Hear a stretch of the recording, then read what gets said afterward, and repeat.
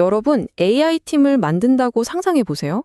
당연히 인간팀처럼 관리자도 있고 역할도 나눠주고 이런 조직도가 필요하다고 생각하시죠?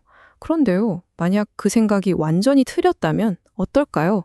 오늘 바로 그 충격적인 연구 결과를 파헤쳐 볼 겁니다. 네, 그럼 먼저 우리가 흔히 상식이라고 생각하는 것부터 한번 짚고 넘어가 보죠. 그러니까 여러 AI 에이전트들을 모아서 한 팀으로 일하게 만들려면 당연히 어떤 계획이나 구조 같은 게 있어야 한다고도 생각하잖아요. 그쵸? 꼭 우리 사람들 팀처럼요. 그래서 우리가 제일 먼저 떠올리는 방식이 바로 이거예요. 우리 인간 사회에서 잘 통했던 거, 바로 그 방식을 따라하는 거죠. 관리자 역할을 하는 에이전트, 분석가 에이전트, 디자이너 에이전트, 이렇게 딱딱 역할을 정해주고 명확한 위계 질서를 가진 조직도를 만들어주는 겁니다. 그런데 말이죠. 만약에 이 최고의 계획이라는 게 사실은 아무 계획도 없는 거라면요? 좀 이상하게 들리죠? 하지만 최근에 나온 한 연구가 바로 이 고정관념에 정면으로 도전장을 내밀었습니다. 우리가 지금까지 AI팀을 만들어 온 방식이 어쩌면 처음부터 잘못됐을 수도 있다는 거죠. 자, 그럼 도대체 이 연구자들이 기존의 통념을 깨기 위해서 어떤 실험을 했는지 한번 자세히 들여다보겠습니다. 이건 정말 보통 실험이 아니었어요. 거의 역대급이라고 할 수 있는 어마어마한 규모의 컴퓨팅 실험을 진행했는데요. 보세요. 2만 5천 개가 넘는 작업을 8가지 다른 LLM으로 팀 규모도 4명부터 256명까지 다양하게 구성해서 정말 상상할 수 있는 거의 모든 조합을 다 테스트해 본 거예요.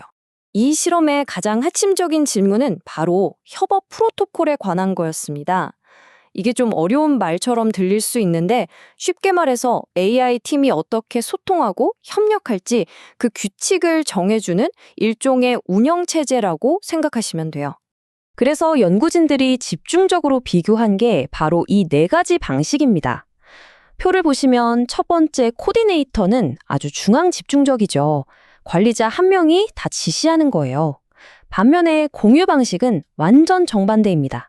그냥 각자 알아서 완전 자율적으로 일하는 거죠.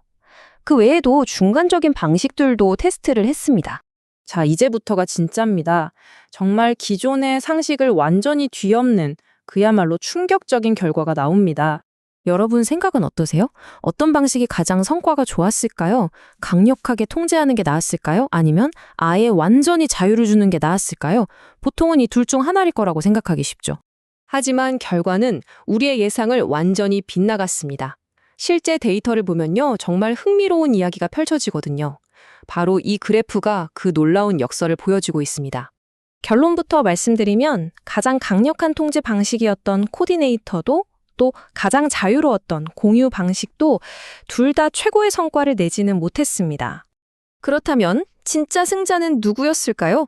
바로 여기 이 그래프에서 압도적으로 높은 막대를 보세요. 순차라고 불리는 하이브리드 방식이었습니다. 다른 모든 방식들을 정말 큰 차이로 따돌렸어요. 얼마나 차이가 컸냐면요. 이 순차 방식이 완전 자율 방식에 비해서 만들어낸 결과물의 품질이 무려 44%나 더 높았습니다. 엄청난 차이죠?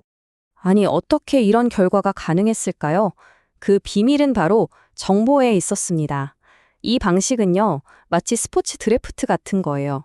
관리자가 넌 이거 해 라고 지시하는 게 아니라 바로 내 앞 순서의 동료가 뭘 했는지를 보고 그 정보를 바탕으로 내가 뭘 할지 결정하는 거죠. 훨씬 더 효과적인 정보가 흐리는 겁니다. 자, 그럼 조금 더 깊이 들어가 볼까요? 도대체 이 똑똑한 AI 팀 내부에서는 무슨 일이 벌어지고 있는 걸까요? 이 마법 같은 결과의 비밀은 뭘까요? 이 연구가 던지는 가장 중요한 메시지 중 하나는 바로 역할에 대한 개념을 완전히 바꿔야 한다는 겁니다. AI에게 역할이란 건 우리가 생각하는 그런 직책이 아니라는 거죠. AI 에이전트들은요, 누가 정해준 고정된 역할에 얽매이지 않아요. 대신 상황에 맞춰서 스스로 필요한 역할을 즉석에서 발명해냅니다. 지금 보시는 이 이미지가 정말 놀라운데요. 16개의 에이전트가 고작 10개의 작업을 하면서 무려 115가지나 되는 새로운 역할을 스스로 만들어냈다는 걸 보여줘요. 정말 끊임없이 적응하고 진화하는 거죠. 여기서 더 흥미로운 건 이겁니다. 똑똑한 AI 모델들은요, 자기가 딱 봤을 때, 이 일은 내가 끼어들어서 좋을 게 없겠다 싶으면 스스로 빠진다는 거예요. 놀랍죠? 이 그래프를 보면 그렇게 자발적으로 참여하지 않는 행동이 오히려 팀 전체의 결과물 품질을 높이는 일종의 자율적인 품질 관리 역할을 했다는 걸 알 수 있습니다. 그런데 여기서 중요한 함정이 하나 있습니다. 이런 멋진 자유조직화는요, 아무한테나 허락된 게 아니었어요. 오직 똑똑하고 강력한 모델들만의 특권이었던 거죠. 반대로 성능이 좀 떨어지는 모델들은 자율성을 주니까 오히려 결과가 나빠졌습니다. 이런 모델들한테는 차라리 엄격한 통제가 더 나았다는 거예요. 자, 그럼 이 모든 놀라운 발견들을 종합해서 우리가 앞으로 효과적인 AI 팀을 만들려면 어떻게 해야 하는지 새로운 성공 공식을 한번 정리해 보겠습니다.